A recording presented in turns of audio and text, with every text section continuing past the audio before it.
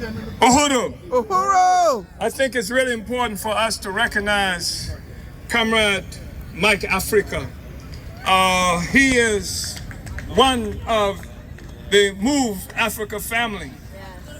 And this same government that steals our babies because they say that we are incompetent to raise our own children is the government that dropped the bomb. That's right. On their homes, killing 11 people. I think 6 of whom were children. Is that right? Yep. 11 women, men, and children. And this is what the government thinks of our children, and this is how competent it is to take our children away from us.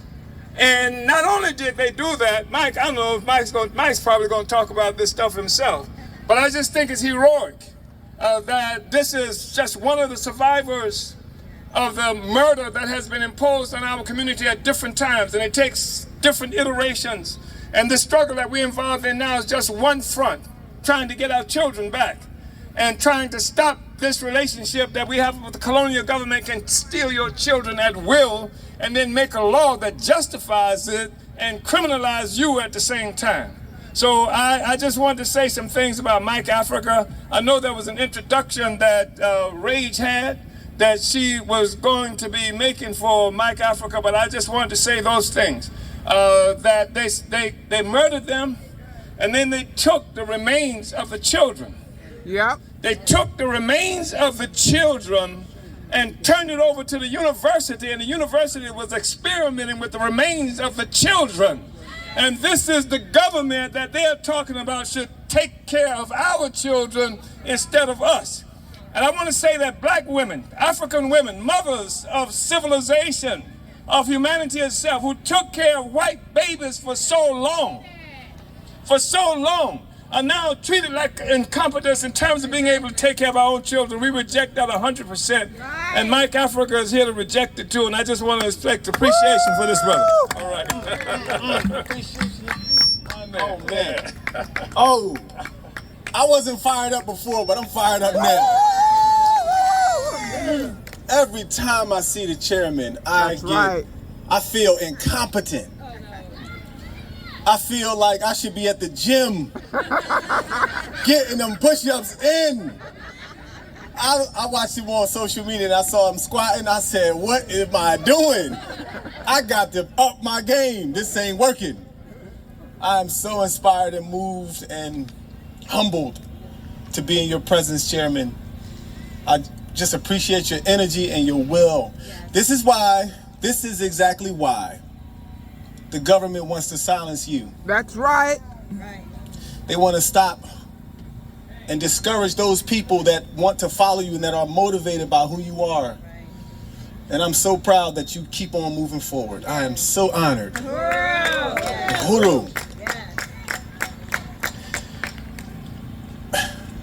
You know, there's a thing in this country called social services. Yeah, right. And they get involved in people's lives. And they take people's children. They'll take your children before they're even born. That's true. On August 8th, 1978, the police attacked our home. My mother was 8 months pregnant with me. And they put her in jail, gave her 100 years. And they took me from her after 3 days, once they discovered I was there. You know, when you're healthy and you're exercising and you're eating healthy, childbirth is different than when you're not. My mother gave birth to me in a jail cell in secret. They didn't even know. The guards didn't even understand. Janet went in court and said, Debbie Africa had a baby, and the judge said, you lying. Go see for yourself. They found out I was down there. I don't know how long it would have been if Janet didn't tell them. I might have been put in a commissary slip. I need some milk. Come on, hook me up. And then after that, I went to this, one of the Move sister chapter, and we were trying to get away from the confrontational atmosphere in Philly. And they raided our house there too. And they took 15 children and put us in an orphanage. Wow. an abusive orphanage. When we got out of that place, my cousin had half afro and half locks because these violent people were trying to comb his locks straight because they didn't understand what locks were. And my little cousin another cousin had a fractured skull. And I had a diaper rash. If you've never seen a diaper rash, picture this. From my navel nearly to my knees. My grandmother and my Aunt Louise and my aunts, I can't say all their names because they need security. But they nursed me back to health. There used to be, when I was a kid, my grandmother used to say, the government would say, we're going to take the kids and we're going to do whatever we're going to do. And my grandmother would say, I would never call the police on anyone because the only time that I would call someone for help is if they could actually help. And when you call social services after what they've done to our children, that is not help. How can they say that they can raise our children better than we can? Babies belong with their mothers. They belong with their families, their fathers, their brothers and sisters. They don't belong in institutions. You know, Louise James is my great aunt. She owned the house that the government flew a helicopter over and dropped the bomb on. That Chairman Amali Yeshitela was talking about, killed 11 people. The police shot 10,000 rounds of ammunition. And they killed 11 people. 5 of them were children, 6 of them were children, but 1 survived. And Louise James, her son was in that house too. And you know, they took that house from Louise through eminent domain. They turned it into a police substation. It remained a police substation for 30 years. Y'all ever heard of COINTELPRO? Oh, yes. COINTELPRO is evil. COINTELPRO will have your people working against you and they won't even know. That's evil. And that thing inundated itself into our family and created all kinds of divisions and problems. But I saw it.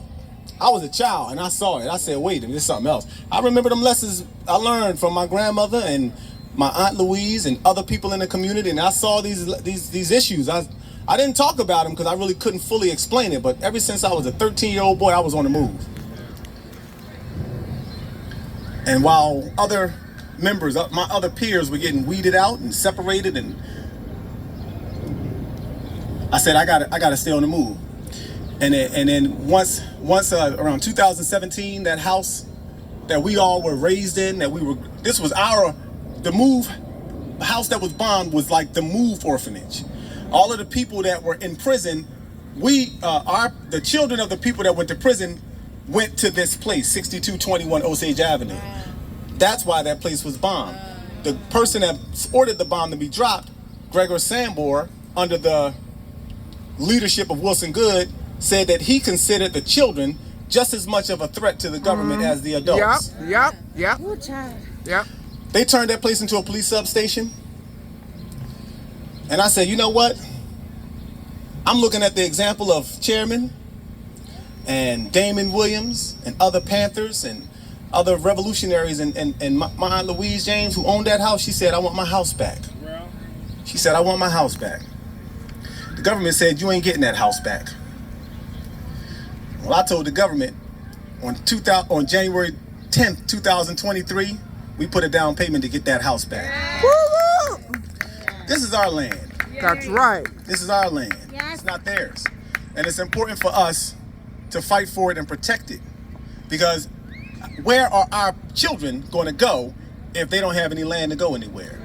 We must protect our land the same as we must protect our children, the same as we protect ourselves, and recognize who the government is and who the system is that we're protecting ourselves from. I thank y'all for your time and the work that y'all are doing, and I stand with you. Uhuru.